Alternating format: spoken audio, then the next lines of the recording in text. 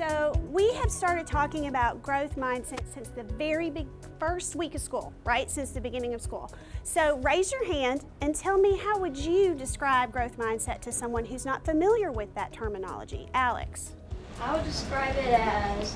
The learning goals need to be very clear for students. They need to be posted. We need to discuss them. We need to be able to refer to them several times throughout the lesson. So if that means putting them on the flip chart, having them on the whiteboard, referring back to them throughout the lesson. Do you know what that's called when you're having that conversation in your head and you're thinking about your thinking?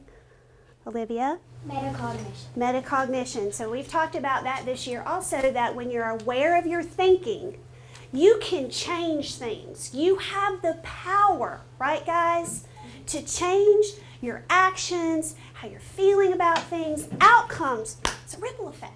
And I think internal summaries are something that are just so valuable in a lesson, going and talking about where are we with the objective?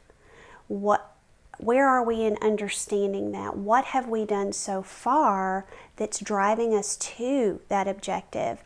Checking in with students, referring back to it, having them discuss the learning objective and what we've learned so far to help us to understand that. Okay, so today we're going to talk about self-talk and what that means and how it's related to growth mindset. So our objective for our Goal Golden today is I am learning to use positive self-talk. Okay, so positive self-talk gives me the power to control the focus of my mind. What does that mean? Reread it if you need to. What do you think that means? I love how reflective you're being right now. Harlan? Maybe... Are they going to really be able to master every single objective every single day? Mastery looks different in every lesson depending on where you are in the unit. Our big question today is, what is positive self-talk and how is it connected to the growth mindset? So I've got some thought bubbles up here. Why don't you read that for me, Grayson? It's going to be okay. Do you ever tell yourself that?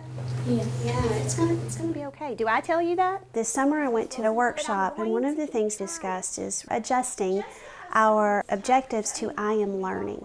So it is truly more kid-friendly that I am in the process of mastering this objective. I'm working towards it, and if I don't get it today, growth mindset, I'll get it tomorrow. So I'm going to keep working towards that. All right, boys and girls, so we're going to do a stick it together activity today to see if we can come up with some better options. But let's just talk a minute more about self-talk and look at some options. So these are all examples of what? What's our objective today? What are these examples of?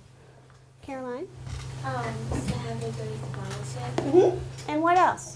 To change, learning to use positive self-talk. Yeah, so these are all examples of how we can basically have this dialogue in our head so that when we feel that negative train coming down the tracks, we can redirect it into a more positive direction, okay? So I want you to turn and talk to your partner and decide which one of these do you really connect with and why. In the activity that you saw today, the Stick It Together, on the sheet itself, there are 7 checklist items that the students need to fulfill. And so we actually have a job for that, and they have to look for bumping up vocabulary. So we're going to do our Stick It Together activity now.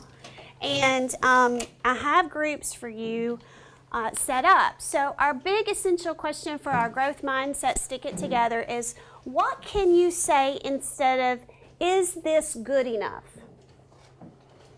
Why is this a better choice? So remember, we've done this throughout the year where you take a Post-it, you have some private think time to fill out your Post-it. Then your group comes together and you decide on your best answer. Okay, keeping in mind your checklist of things that you need in your best answer. When each person in your group has had an opportunity to fill out their Post-it, then you can go ahead and start collaborating on your best answer. Be mindful of your checklist. This is a better choice because... You guys are doing fantastic. Okay. Instead of saying, I can't do this, you can say, I can do this. I can make my work better.